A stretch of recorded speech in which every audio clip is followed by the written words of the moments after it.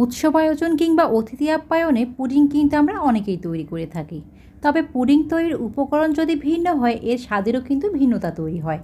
Hello everyone, আসসালামু আলাইকুম। আজকে শেয়ার করছি সেমাইয়ের পুডিং। পুডিং তৈরির জন্য প্রথমে ক্যারামেল তৈরি করে নিব। যেই মোল্ডে পুডিং তৈরি করব এর মধ্যে 2 টেবিল চামচ পরিমাণ দিয়ে দিচ্ছি চিনি। এবার চিনিটাকে ক্যারামেল করে নেব।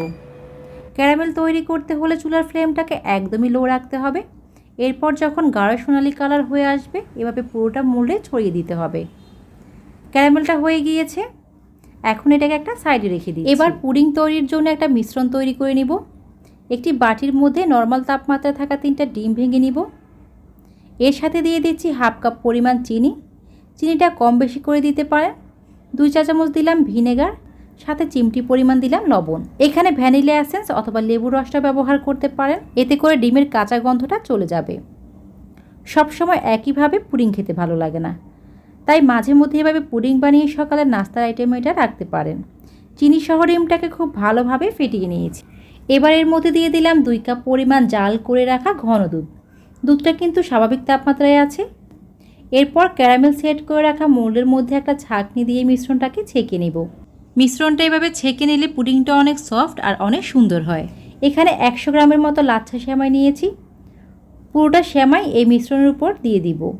এই পুডিংটা আপনারা চাইলে ভার্মিসেলি সেমাই দিয়েও করতে পারেন, তবে সেক্ষেত্রে সেমাইটাকে ভেজে নিতে হবে। এবার হালকা করে চামচ দিয়ে এভাবে মিশিয়ে নিচ্ছি। মেশানো হয়ে গিয়েছে। এখন একটা হাঁড়িতে একটা স্ট্যান্ড বসিয়ে দিয়ে এর মধ্যে পরিমাণ মতো কিছুটা পানি দিয়ে দিলাম। এখন এই মোল্ডটাকে স্ট্যান্ডের উপর বসিয়ে ঢাকনা দিয়ে ঢেকে এটাকে ভাপ দিয়ে নেব। চুলার ফ্লেমটাকে মিডিয়ামে রেখে এটাকে 20 মিনিটের মতো ভাপ দিয়ে নেব, তবে সময়টা একটু কম বা বেশি লাগতে পারে।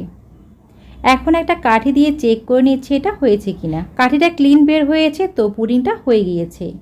এবারে চারিপাশটা ছুরি দিয়ে এভাবে ছাড়িয়ে নিচ্ছি। এই পুডিংটা ঠান্ডা ঠান্ডা খেতে অনেক ভালো লাগে, তো আমি গরম থাকা অবস্থা আপনাদের মোল্ড আউট করে দেখিয়ে দিচ্ছি। খুবই নরম, তুলতুলে আর মজার একটি পুডিং, যা আপনারা সকালের হালকা নাস্তা হিসাবেও খেতে পারেন। কেমন হয়েছে আজকের রেসিপিটি কমেন্টস করে জানাবেন। এরকম সব মজার রেসিপি পেতে আমাদের পেজটাকে ফলো দিয়ে রাখবেন। আজ এ পর্যন্তই। সবাই অনেক ভালো থাকবেন। আল্লাহ হাফেজ। আসসালামু আলাইকুম।